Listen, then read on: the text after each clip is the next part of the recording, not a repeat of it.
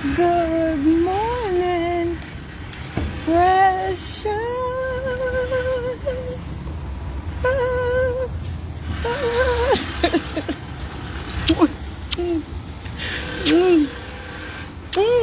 Oh, damn. They got a sign on the door that say no gun. So I got to go back to the car because I got a gun. So guys, and today on Coffee and Conversation with your girl, Shakenya. When you get a minute, go to that YouTube channel, Shakenya, and hit subscribe. Look at some of the videos. And if you see something you like, just hit share. Yep, if you got something out of it, and you think somebody else can possibly learn from, good morning, crew. Somebody else can learn from it, just share it. Yep, it's free of charge. Don't cost you a thing. But it would definitely help me out and the people that watch it, I think.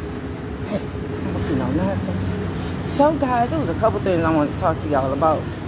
I wanted to talk to y'all about how good are you at keeping balance between your work life and spending time with your family, your kids, your man, your woman.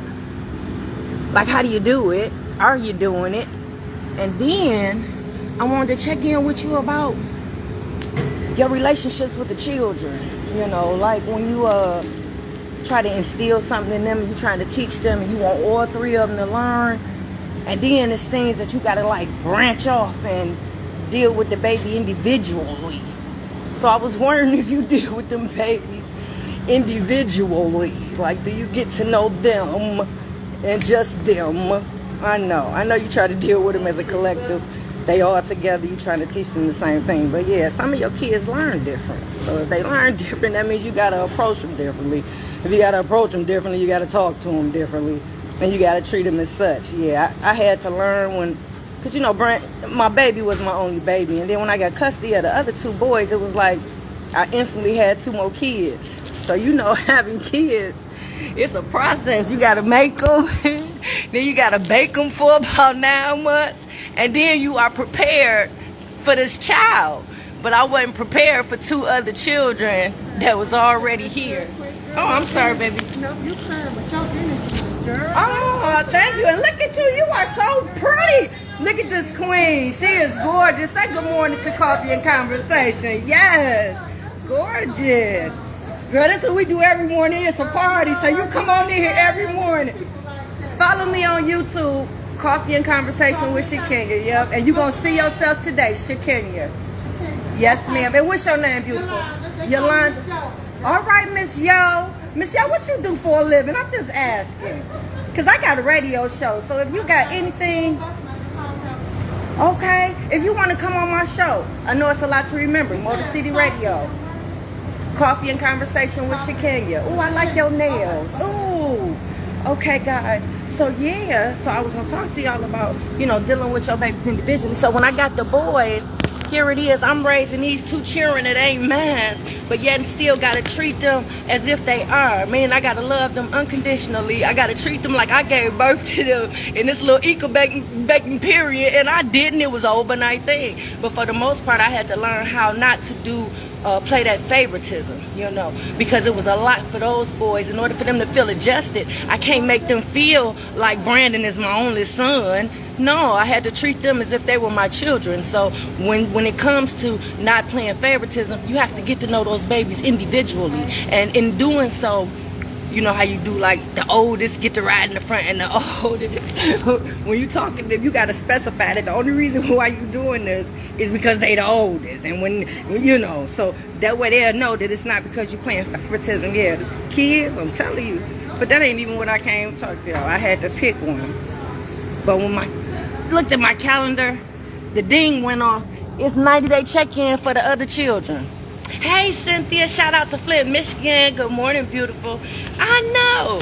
I hope y'all be keeping up with the time, because I keep up with it. Yeah, so it's been 90 days since I just wiped it off. It's still blurry.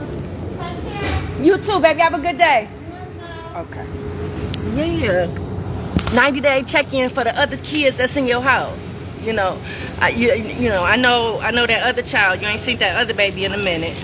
Yeah, that baby just disconnected from the family. Yeah, the mama won't bring the baby over no more.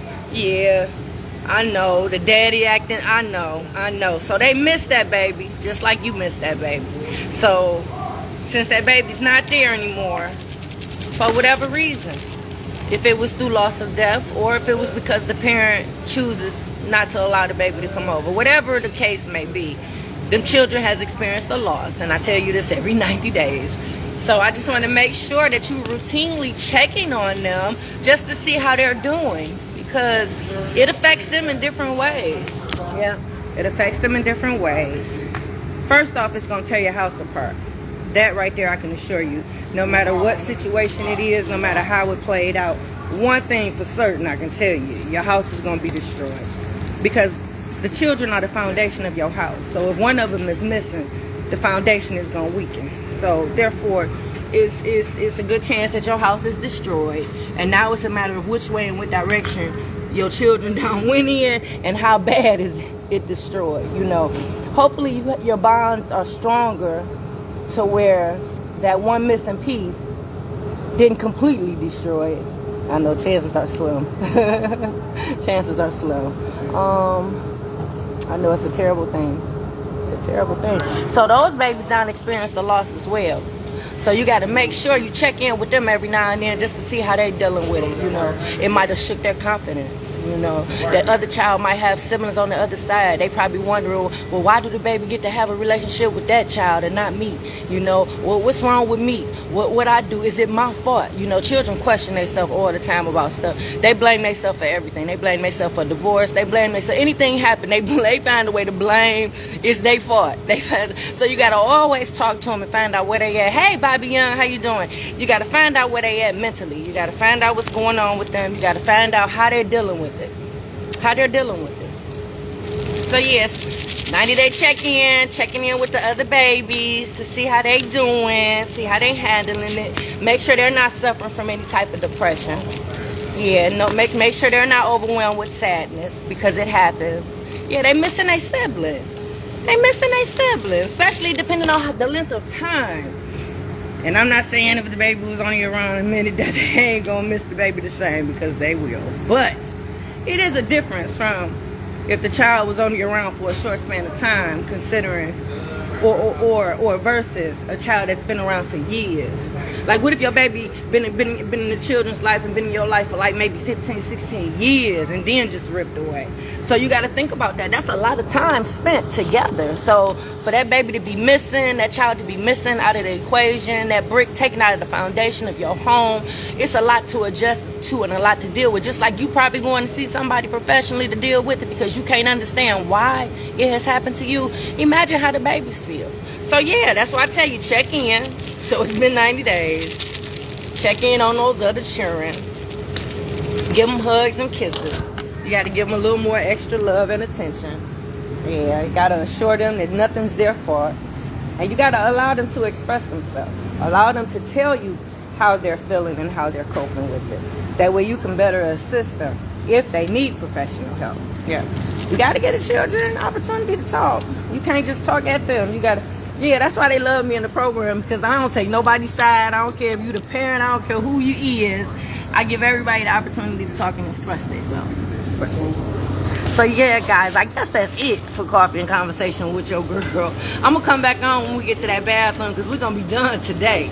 I'm telling you, we're gonna be done today. All we gotta do is grout, put that sink in, put that toilet in, and it's ready to go.